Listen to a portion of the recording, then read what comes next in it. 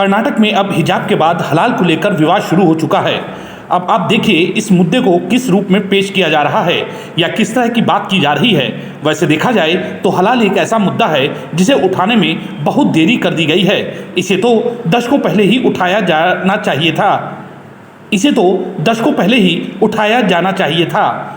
दरअसल ये सर्टिफिकेशन अब सिर्फ मीट तक ही सीमित नहीं रह गया है, बल्कि इसके जरिए कॉस्मेटिक और वेजिटेरियन और वीगन फूड पर भी ये लागू होने लगा है।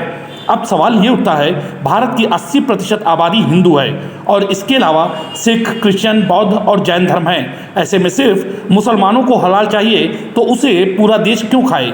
ये कहाँ से न्याय संगत है? बात जब भी खाने पीने या पहनावे की आती है तब तो यही कहा जाता है कि जिसको जो पसंद हो वो खाए और पहने। तो इस तरह देखा जाए तो हलाल लोगों की निजी स्वतंत्रता पर सीधा हमला है। हलाल सर्टिफिकेशन को अनिवार्य करने के पीछे तर्क ये दिया जाता है कि जो इस्लामिक देश हैं वहाँ निर्यात करने के लिए हलाल सर्टिफिकेशन जरूरी है, वरना वो आयात करना बंद कर देंगे। चलिए ठीक है, ये मान लिया जाता है कि जो भी इस्लामिक देशों को मीट निर्यात किया जाए या प्रोडक्ट, उनके लिए हलाल सर्टिफिकेट अनिवार्य कर दिया जाए। ये बात समझ में भी आती है, लेकिन भारत जो सामान आयात करता है उन प्रोडक्ट्स पर ये क्यों नहीं लिखा जाता कि इसमें बीफ यानी गोमांस का इस्तेमाल नहीं किया गया है? अगर मुसलमानों की धार्मिक भावनाओं का ख्याल रखा जाना चाहिए तो हिंदुओं की धार्मिक भावनाओं का ख्याल क्यों नहीं रखा जाना चाहिए? लेकिन भारत जो सामान आयात करता है उन प्रोडक्ट्स पर यह क्यों नहीं लिखा जाता कि इसमें बीफ यानी गोमांस का इस्तेमाल नहीं किया गया है? अगर मुसलमानों की धार्मिक भावनाओं का ख्याल रखा जाना चाहिए तो हिंदुओं की धार्मिक भावनाओं का ख्याल क्यों नहीं रखा जाना चाहिए? सवाल ये भी उठता है। अब इस विवाद में बायोकॉम की एग्जीक्यूटिव चेयरपर्सन किरण मजूमदार शाह भी कूद पड़ी हैं। अब उनका तर्क सुनकर आप हैरान रह जाएंगे। किरण का कहना है, हलाल विवाद के जरिए एक कम्युनिटी के व्यापार को खत्म करने की कोशिश है। साथ ही ये भी उनका कहना है कि कर्नाटका की जो इंफॉर्मेशन टेक्नोलॉजी को लेकर दुनिया भर में छवि है वो दांव पर लग गई है, क्योंकि हुआ तो सिर्फ इतना ही है कि कुछ हिंदू संगठनों के पदाधिकारियों ने कर्नाटक में हिंदुओं से अपील की है कि वो अपनी धार्मिक मान्यताओं के चलते हलाल मीट न खाएं। लेकिन इन संगठनों ने महज अपील के अलावा न सरकार से इस पर बैन लगाने की मांग की है और ना ही धरना प्रदर्शन किया है। यहाँ तक कि जब कर्नाटक के सीएम से इस पर टिप्पणी के लिए कहा गया तो उनका जवाब था कि ये कोई ऐसी बात नहीं है जिस पर कुछ कहा जाए। दरअसल हिजाब के अलावा जो ये बात उठी थी कि मंदिर परिसर में मुस्लिम लोगों को दुकान न दी जाए, और अब ये हलाल का मुद्दा, इन तीनों को एक में जोड़कर पेश किए जाने और एक नई दिशा देने की कोशिश की जा रही है।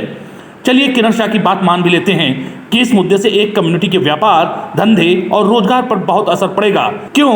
अगर लोग हलाल नहीं खाएंगे तो बिल्कुल उनके रोजगार और व्यापार पर असर पड़ेगा। लेकिन क्या इन्होंने उस 80% की आबादी वाले हिंदुओं के बारे में कभी सोचा जिसका तो व्यापार ही खत्म कर दिया गया? आपने हलाल सर्टिफिकेशन को अनिवार्य करके जैसे ही हलाल का सर्टिफिकेशन लागू किया तब से होटल से लेकर रेस्टोरेंट तक कई जगह ऐसी हैं जहां जो झटके के हिंदू व्यापारी थे वो कहां जाएं? उनका तो पूरा व्यापार ही छीन लिया आपने। हिंदू रीत में झटके से मीट काटा जाता है, जबकि हलाल मुस्लिम रीत के जरिए होता है। इसमें जानवर की गर्दन कलमा पढ़कर धीरे धीरे रेती जाती है और तर्क ये दिया जाता है कि ऐसे रेतने से जानवर का पूरा खून निकल जाता है। लेकिन आज तक कोई ऐसे रिसर्च नहीं आई कि हलाल किए जाने वाले मीट बड़ा फ़ायदेमंद होता है, जिसकी वजह से सिर्फ यही खाना चाहिए। हलाल खाने वाले सिर्फ 20% हैं, लेकिन ये सर्व किया जा रहा है 100% लोगों को। तो आखिर ये कौन सा इकोनॉमिक या बिजनेस सेंस है?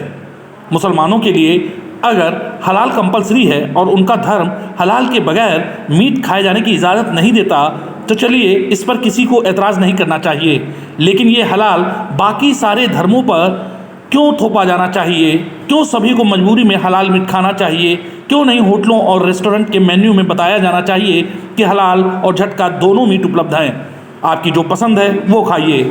लेकिन ऐसा ना होकर हो ये रहा कि यहाँ आपकी पसंद के कोई मायने ही नहीं। देखिए, अगर कोई हिंदू या गैर मुसलमान हलाल खाना चाहे तो इस पर कोई रोक तो है नहीं, लेकिन उसको विकल्प तो दीजिए कि झटके वाला मीट भी उपलब्ध है।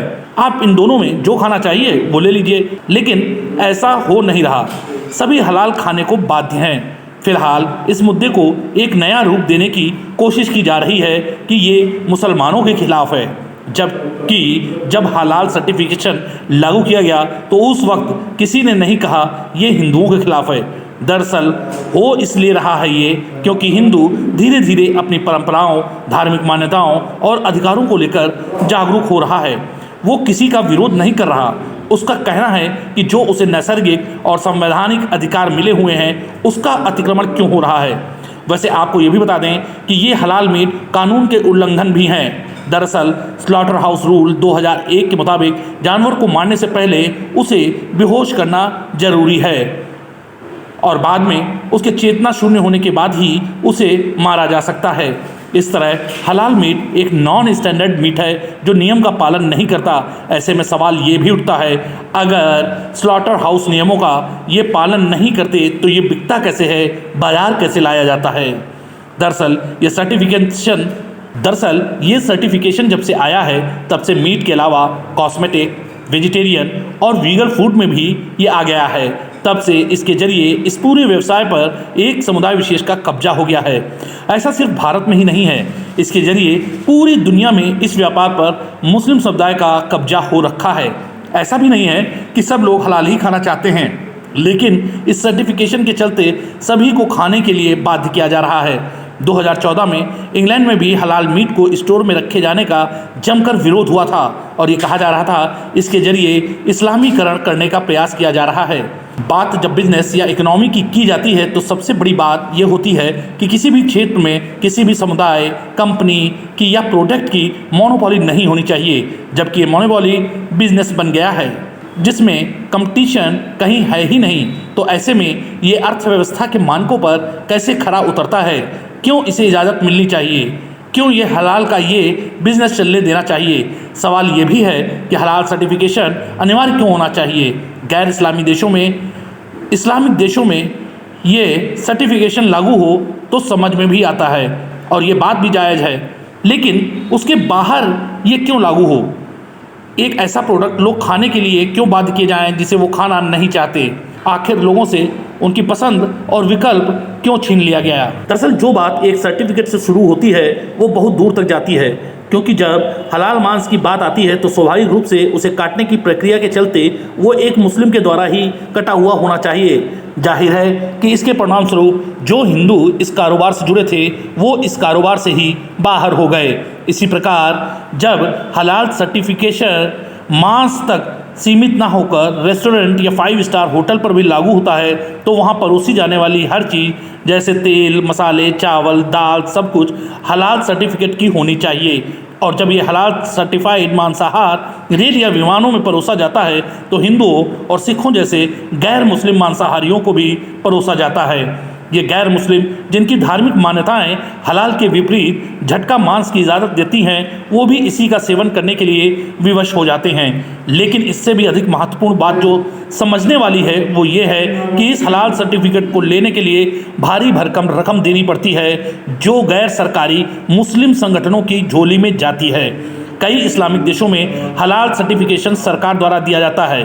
भारत में FSSAI का सर्टिफिकेशन लगभग सभी खाद्य पदार्थों पर देखा जा सकता है, लेकिन यह प्राधिकरण भारत में हलाल सर्टिफिकेट नहीं देता है।